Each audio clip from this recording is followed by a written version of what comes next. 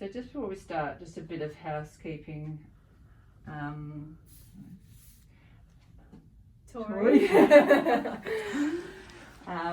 So when you walk into any clinical area, you check for danger, don't you? Just scope the place, look for any OSH issues, like cords on the floor is a perfect example. Know where your exits are in this room. The exit is that door, obviously there's only one exit, so if you were to suspect fire or alarm goes off, just if you walk out there, if there's no area warden in the clinical offices, just make your way out to the exit signs and follow the exit signs. Okay, so today I'm just going to talk to you about admitting a patient to the Phillips monitor. In ED we have them in pretty much every bay except for the resus area, the respiratory area, but that's just because that used to be our ambulatory area and we didn't really need to have monitored patients there. So can you tell me the importance, what might be an advantage of having the patient's name come up on the monitor? If you're doing an ECG. Yep, for that. And it's just a patient safety thing. So which aspect of patient safety would it fall under? Which safety skill would it fall under? So what skill do we use every day, many times a day in handover when we give medications? Documentation. And especially if we give, say, a scheduled drug, what do we do when we get to the bedside? Like a 3-point ID check. Yeah, identification of the patient is so important. So being able to have the patient on the Phillips monitor is a huge advantage because if something goes wrong with that patient, it's collecting data, and also when you do an ECG with these monitors and the patient is admitted, that ECG is going to go into their patient record on BOSNet, so it'll be an automatically digitally transfers across, whereas before we used to do them on paper, put a sticker on them, and then the clerk would later scan them in. But now a doctor can just look on BOSNet and see the ECG for the current presentation. There is a story in a Perth ED hospital of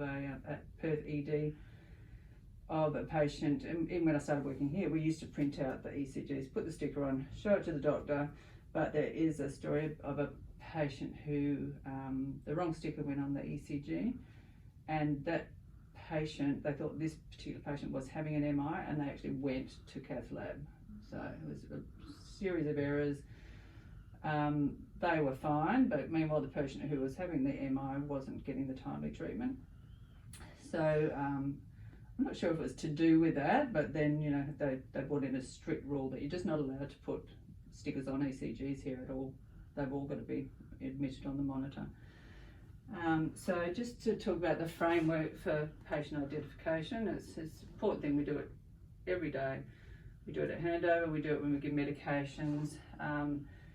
It's really important to avoid adverse outcomes like giving the wrong medication, and patients can go for the wrong procedure. The potential for disaster is huge. So we're all aware of the Australian Commissioner of Safety and Quality in Healthcare kind of framework that we all work under, and then within that we've got clinical care standards, but we've also got the health service standards, and they're the 8 standards that we always get reminded of when we have accreditation. It's got your blood safety, infection control, partnering with consumers, etc. So within the 8 standards, there is, can you tell me which standard you think patient identification comes under?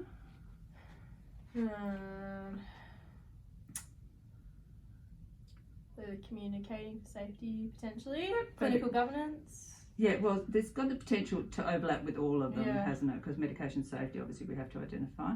But it actually comes under communicating for safety standard, which has a lot about handover and a really important aspect of handover, of course, is the correct identification procedure matching. So within that, this is the standard here. So I've just printed it out for you to have a look at later because it's quite interesting reading actually. Okay, so I'm going to come in. I'm going to just demonstrate the skill.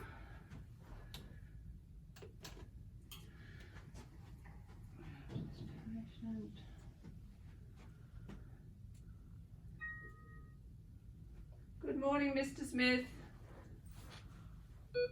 I'm just going to put you on the monitor. Could you give me your name, date of birth and postcode, please?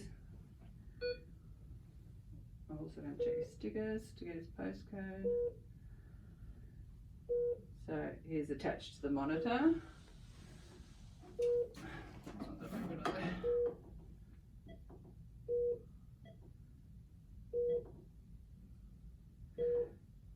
Did you have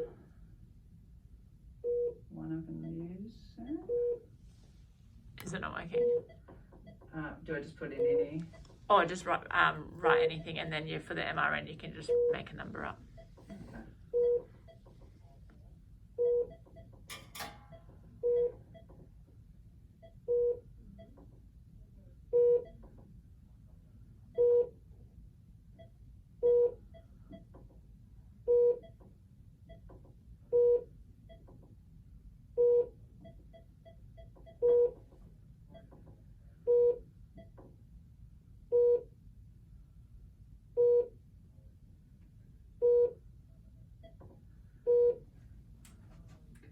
Checking that the name has come up.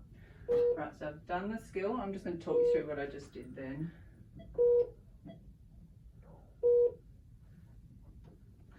Okay, so we assume this patient has just come in. He's just hit the bed. I've attached him to the monitor. I want to do an ECG, but even if you don't want to do an ECG, you would still put their name in there. Good morning, sir. My name's Helen. I'm the nurse that's going to look after you. Can you just give me your name, date of birth and postcode, please? So I'm going to identify, well, I'll probably be putting a name ban on at this stage, but if they've already got one on, I would check that. He's not going to know his MRN. So it's kind of a joke. You've got to use the name ban as well as the stickers, which will have his address and postcode on. So that's 3 identifiers that he can give me. I'll turn the monitor on. I've connected him to it now. Oh, I shouldn't just tap on the screen, shouldn't I? He's very old. Sorry, my belly's doing backflips after having lunch because I haven't eaten all day. It's like, what is this? It's like a washing machine. Yeah. Okay, so I'm going to tap up where it says not admitted adult. Admit discharge. I'm going to put my name in. Because I don't have a real MRN today, normally you can just put the MRN in and it will search it for you, but I'm making one up today. I put me in.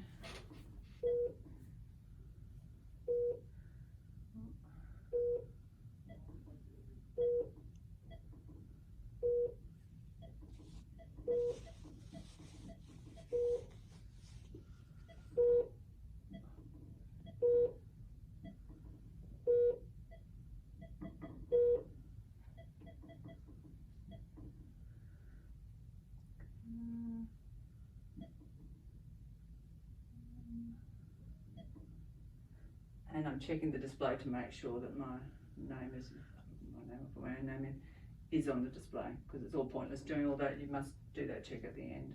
Okay. Alright, I'll get out of this and I'll just talk you through it.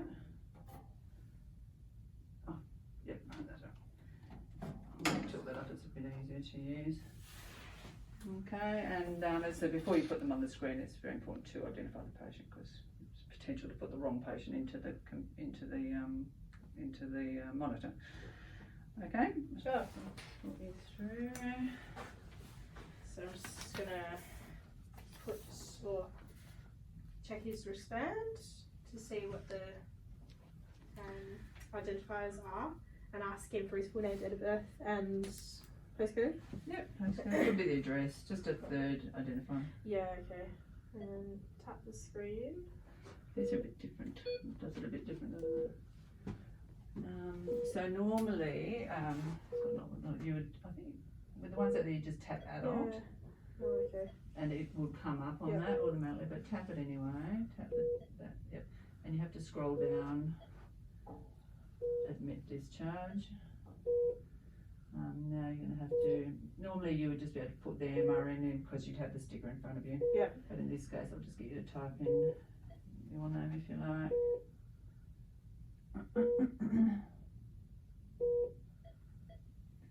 And the MRN can just be in 5/8 or something.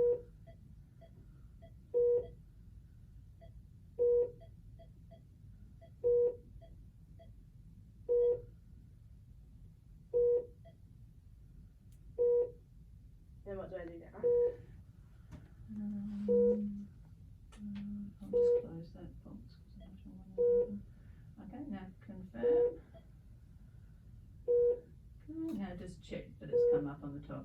Yep. So there it is there. Yep. Yep. So you can close that down, and now your patient is admitted to the monitor. So all data that is collected from that patient will be in that machine. So if anything goes wrong, there's an adverse event, they've got a record of it all. Yep. And also when you do an ECG, there's an option to export. So Yep. when you're printing it, do you know about the export button? Yeah. Yep. So when you export it, that's what happens. A digital copy goes straight to POSNet. So it's a fantastic system. Yep. And we're just not allowed to put stickers on ECGs here at all. Yep. So, because it's got to be done properly. Yep. Do you have any questions about that? No, makes sense. Are you happy to go through it yourself and just Sure. talk me through what you're doing? Sure. Okay, so you just end code.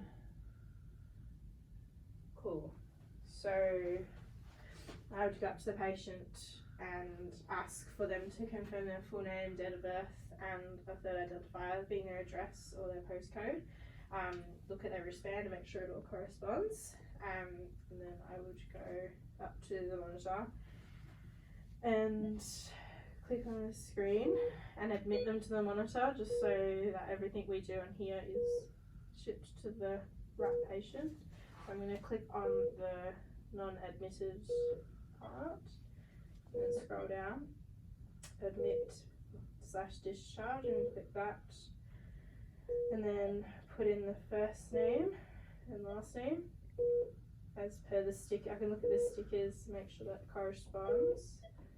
So I'm putting in the last name and the first name, and then the MRN, which I'll find on the sticker.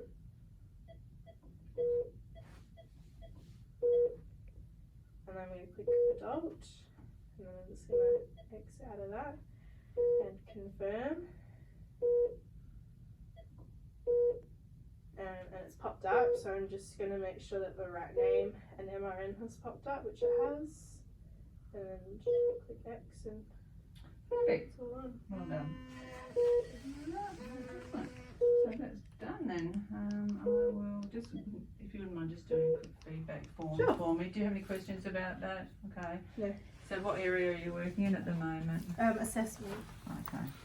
Yeah, so you do get a lot of ECGs in there, and it's good. That's how I didn't know how to do it. Oh,